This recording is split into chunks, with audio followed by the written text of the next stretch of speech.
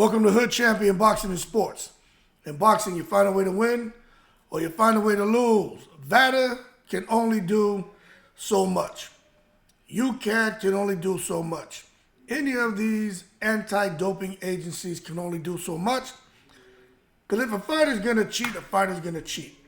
And to be honest with you, these agencies require their agents to have a whole lot of integrity and to be the consummate professionals, and no matter what check and balances they put in place to ensure the integrity of the testing processes and to make sure that these tests are getting to where they need to be tested, although they're traveling through DHL sometimes they're traveling through FedEx. They're not flawless, okay? Now my thing is this. It's extremely hard to think of, anytime really when you listen to the old heads talk and this new generation talk, where there wasn't some kind of foul play involving PEDs when it comes to sports, in particular boxing. And now I think it's very important that you have these organizations, on a global scale, involved with trying to run boxing to ensure that fighters are on a level playing field. But then when you come and you see stuff, which, I don't necessarily agree with it, but you see Mike Tyson being licensed to fight Jake Paul. You know what I'm saying? And the New York State Athletic Commission, really, kind of doesn't really say much when it comes to the build-up to Devin Haney and Ryan Garcia when they fought in April last year.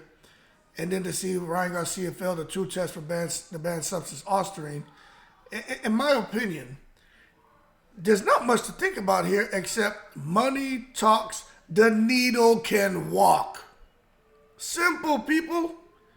If you got the cha-ching ching, you can have the Ostarine. Now, you may sit there and laugh at that shit, but it's just real. You look at... I'm not saying nobody cares, but I'll say nobody can stop this shit that's going on with drug testing. Look at Conor Benn's situation. Horrible. But he's back in full effect. And I'm going to tell you, there's some people who think that needs to be a lifetime ban for guys who test positive. I don't agree with that. And then maybe it's because Hood Champion has a heart. But you guys have families and everything. However, there's another side to that where I'm like, well, what if they would have killed someone in the ring? You know what I mean? Like, you look at Ryan Garcia and Devin Haney. He actually got in the ring and almost beat Devin Haney to death. Like, he was beating the shit out of Devin Haney. And when you think about the fact that he fought Devin on PEDs, that is dangerous, man. And if Devin would have died, what would we be saying? Like, what would we be saying if Devin Haney would have went to the hospital after that fight, bleeding on the brain, and died? What would we be saying? And then Ryan tests positive for Ostarine. Nobody would be sitting here hating Devin Haney right now. Nobody. Everybody would have their foot turned sideways and shove it in as far up Ryan Garcia's ass as they possibly can. Okay, so that being said, when I look at it like that, I kind of agree with those fighters like Chisora, Bellew, when they come out here and say fighters who test positive need to be banned for life. But the bottom line is, fighters are going to always, some fighters are going to always go out here and look for an advantage, because the bottom line is, when you have contests that people want to see, and we are getting all of those contests right now. What we're getting right now, it's almost like a freak show. The type of cards that are being put on. Like, are you kidding me? So-and-so is fighting this person, and who's fighting next, and who's the co-main. Matter of fact, every fight can be a main event attraction. But I tell you what, there's a little bit of a gray area as far as I'm concerned with the run of fights that are happening, because there's some shit we're seeing out here that makes me wonder how in the world is this fighter doing what he's doing. Now look, it's no secret. There have been questions and concerns about certain KO artists. Artur Beterbiev, all right, been, especially recently, People wondering how Daniel Dubois is doing what he's doing.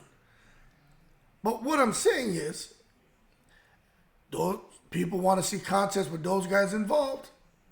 And there's never a convenient time to brush aside serious issues when it comes to these guys possibly, fighters possibly taking pets.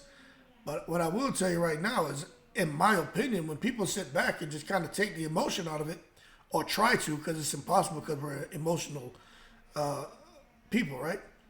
When you sit back and just look at things, it's almost like you could put all of this shit on a conveyor belt, and it's potentially, in my opinion, like suspicious yet spectacular fights that are on the horizon in the sport. Now, if you want to sit there, man, and sip the tea cool, I like Kool-Aid, so I may sip the Kool-Aid, or I may drink a Malta or a ginger beer, but bottom line is, we may not always agree. But the conspiracy theories have been going around for a long time. Everyone knows I'm always talking about the secret society. People think they thought I was joking. The last couple of years I was talking about the secret society, Kinahan, pet testing, Tyson Fury, all that shit. And now you see almost everybody wants to talk about it. But I was the first one and only one talking about it. But nonetheless, it seems like now people have kind of grown from not really caring to hear about these conspiracy theories to now being more open to have those conversations, because the conspiracy theories were running rampant when it came to Ryan Garcia's timeline and his lead up to the Devin Haney fight. You look at the shit Ryan Garcia was doing. Now, I'm going to tell you this.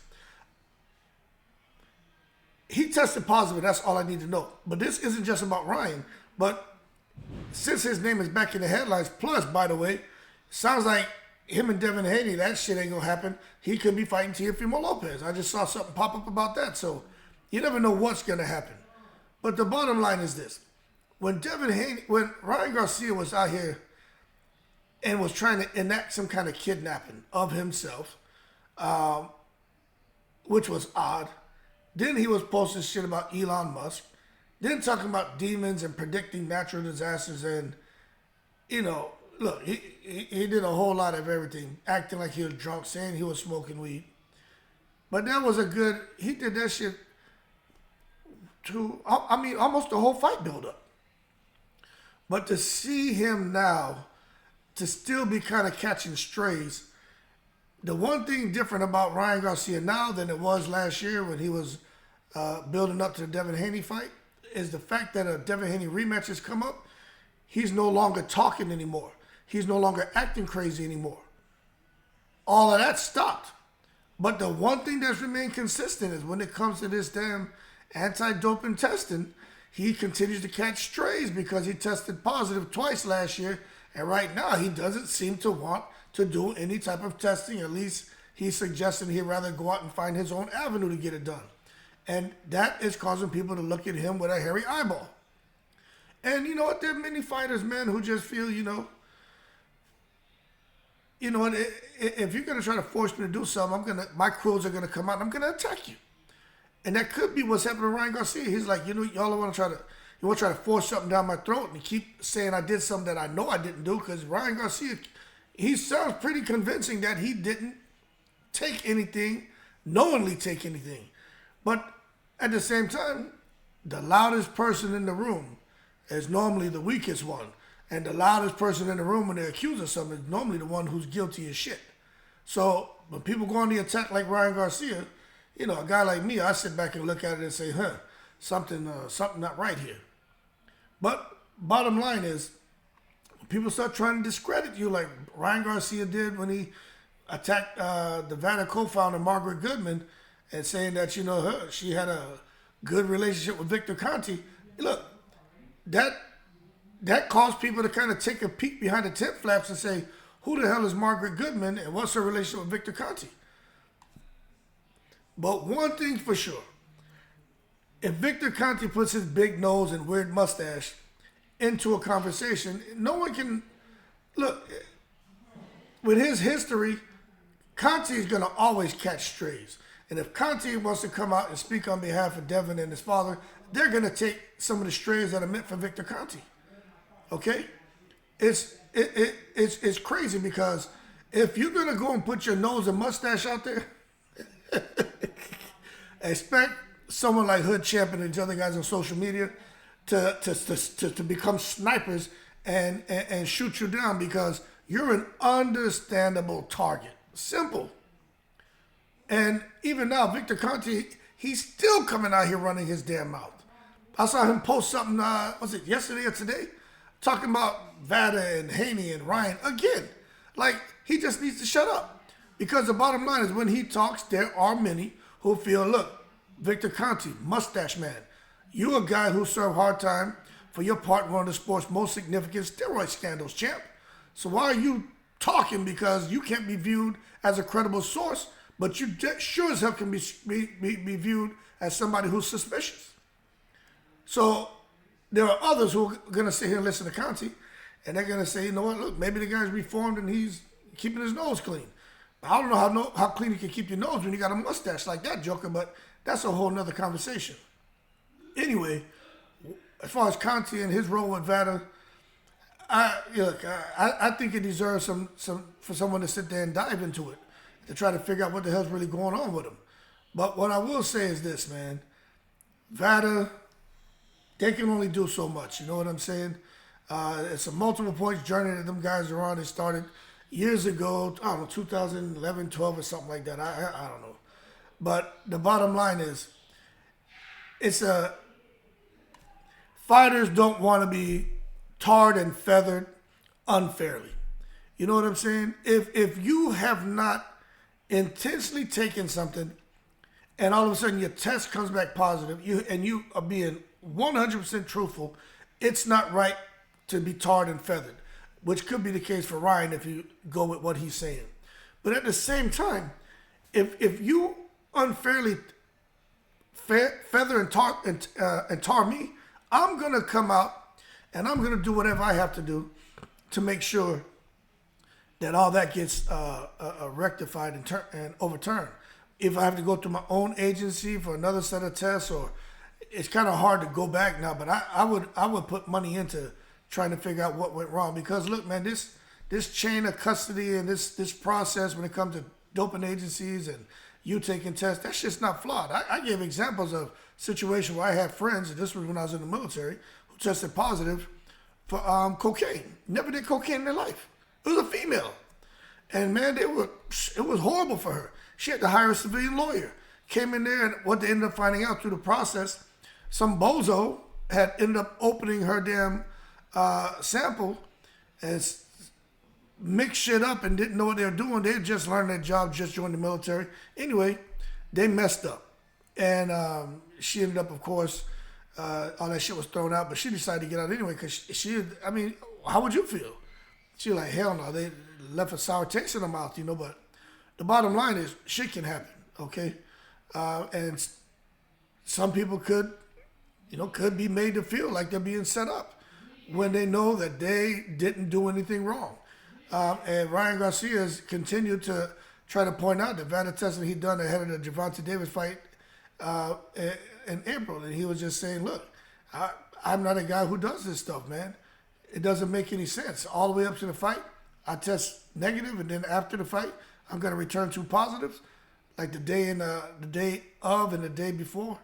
That shit makes no sense if you listen to Ryan Garcia. But I'll tell you this: there's gotta be more transparency when it comes to these state-funded commissions, when it comes to the relationships with Vada, and just this overall process. Because, man, you know, I feel bad for everybody who's involved in all this crap. You know what I'm saying? I don't know if some of you know what strict liability is, but I remember learning about that shit in high school. It's like, yo, if you go into a store and you slip and fall because there's water on the floor, you can sue them for strict liability because you fell and you injured yourself in their place of business, and it should have been, and they're responsible to make sure that water was cleaned up, or there was a sign there saying that the floor is wet, piso mojado, and that way you can avoid it. But when there's But when it's you and you're the owner of the establishment and someone gets hurt, well, strict liability, you're responsible. And that's strict liability is how they approach these fighters. Look, we get it. You didn't know. There was, something that was you took, and now they got the shit in your system. But because of strict liability, just like being a store owner and somebody slips on water that spilled their store that you had no idea of, you're responsible because you own it. Just like it's your body, you own it. You should know what's going into your body. And fighters are being punished for those positive tests, irregardless of any plausible excuse. So I don't know. I want to wait and see how all this plays out. But I just really feel that when you see a boxer and their reflex, I just think that it's staggering how they just lash out at Vada each time there's a discovery made. Like every time a fighter tests positive for some shit under Vada, they want to come out here and this is BS, I'm innocent, I didn't do this, I didn't do that. No one ever comes and say, yeah, I messed up, I apologize. No one, you know what I'm saying? And I get it, there's no perfection in boxing and definitely with us humans, but it's just sad to see some of these guys involved in such a violent line of work either ruin someone else's dream or ruin their own because they want an advantage, and sometimes they get away with it, man. They continue to repeat the process, but you know what? I don't know if I'm ready to kind of throw a towel in on all this shit, but I am kind of tired of talking about it because, look, as long as there are going to be loopholes and imperfections in this Vada process, man, look, fighters are going to continue to be in a sport that's already hazardous, but the sport's going to be a lot more hazardous for fighters because it's dangerous and someone's going to end up, it's already happened, fighters get killed. I just don't know of a time where they've been able to link ped usage to a death in the sport of boxing. I know about hitting behind the head, fights not being stopped when they should have, but I don't know if there's been a link between ped usage and the death, of ped usage and brain bleeding, or ped usage and someone's career coming to an end. But I tell you what, it's just a matter of time if this shit doesn't get cleaned up. Bottom line is, Vada can only do so much, and it's sad, but it is what it is. You know what I'm saying? And for those of y'all who think these fighters aren't cheating and every fighter is innocent, y'all are in denial, man. It may be your favorite fighter who pops dirty for doping, but don't come out here acting like what they're saying is true. You know what I mean? You got to sit back, be quiet, and let them talk. And the more they talk, the more the truth will come out. And I think it's bizarre how so many people is coming out here defending these guys and defending the drug test when these guys are popping positive. I mean, when you look at almost every failed drug test case, everybody wants to say something was contaminated. It was contaminated, or I didn't know. It's all the same. Same excuses, man. But anyway, Vada can only do so much. I don't know what else can be done. Bottom line is, the show goes on, whether we like it or not, and fighters are going to continue to do this bullshit because it's not a perfect process. Y'all keep cool. Shout out to the veterans, all 7 continents. Y'all, I'm in the breeze.